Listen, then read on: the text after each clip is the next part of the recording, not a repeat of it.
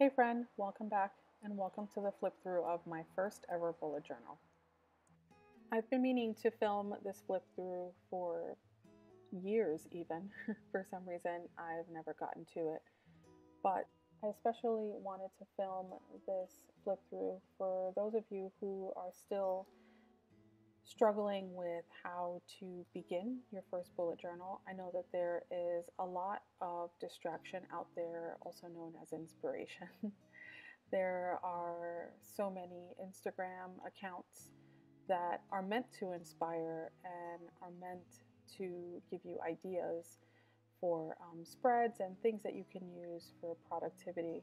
But it can also be really overwhelming to see so many pages of people who have already successfully started using the system and are obviously very comfortable with it.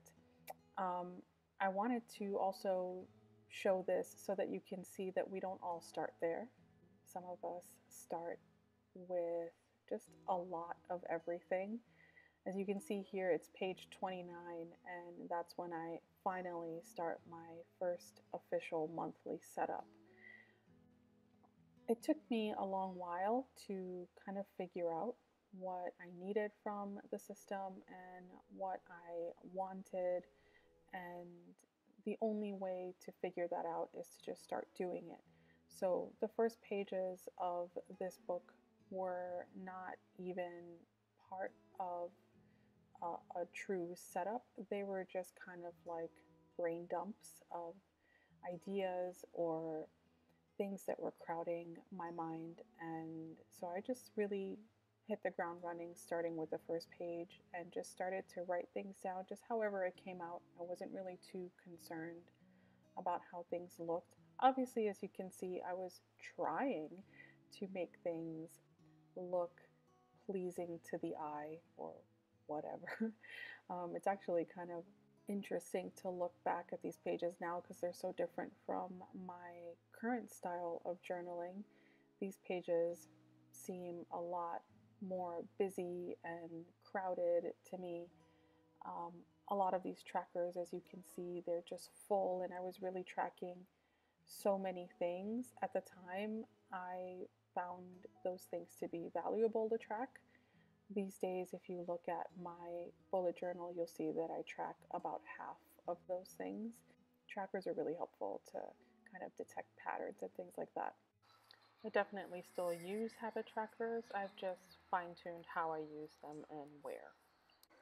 I have a lot of appreciation for my first bullet journal for various reasons. The first reason is because it gave me a place to sort of um, dump all of my thoughts. And this book allowed me to have space for ideas, which I placed in collections, and for daily habits, which I placed in habit trackers, and all sorts of other lists that I can customize to my own needs. As you can see, these pages are full. They are busy. But it's actually, I think, a good example of just trying different things. I think one of the main reasons why people don't start their bullet journal is because they're so um, afraid to make a mistake, or they're not sure what they want to have in it. And as you can see by my first bullet journal, I really tried everything, I think, that was out there. Um, Whatever I was seeing on Instagram, I was trying it. I don't necessarily recommend that you do that, but it just happens to be what I did at the time. And in that process was how I figured out what I needed to keep and what I needed to let go of. One of the first things that I let go of was the need to track every single thing. There were plenty of things that I was tracking that were not necessary to track. Like, I wasn't benefiting from tracking them, whether it be because it wasn't something that I repeated all the time, or because I realized that it was something that I wasn't interested in doing to begin with. So I found out pretty quickly that when I set myself up to track something that I wasn't interested in, then that tracker was going to be empty. I also stopped creating spreads for every challenge that I was interested in, and I only created spreads for challenges that I knew I absolutely intended in giving my full attention to, which turned into doing one challenge per quarter, if that. But it's much better than having spreads full of challenges that I never completed. And it took me some time to kind of fine tune and edit and kind of just cut down some of the excess. And then in that process is where I learned the things that I do like and expanded on those things. Some of those things were drawing.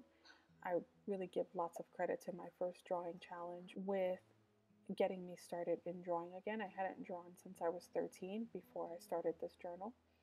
And so I give a lot of credit to that, as well as hand lettering and practicing better handwriting.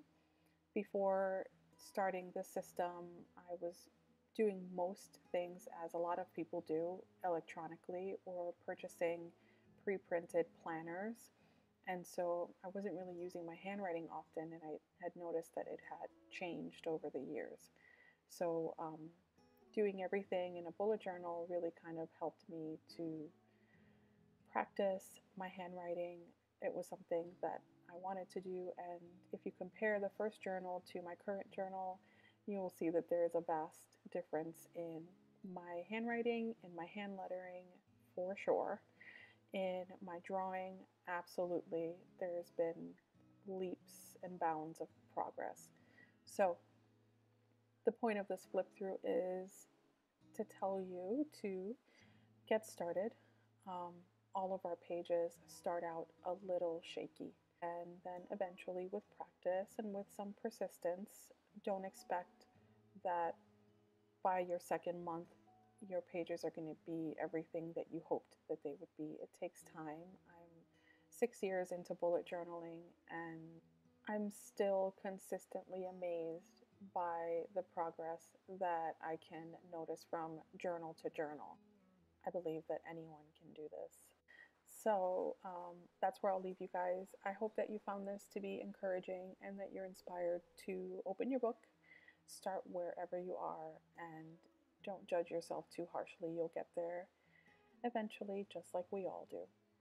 See you next time, guys. Thanks for watching. Bye.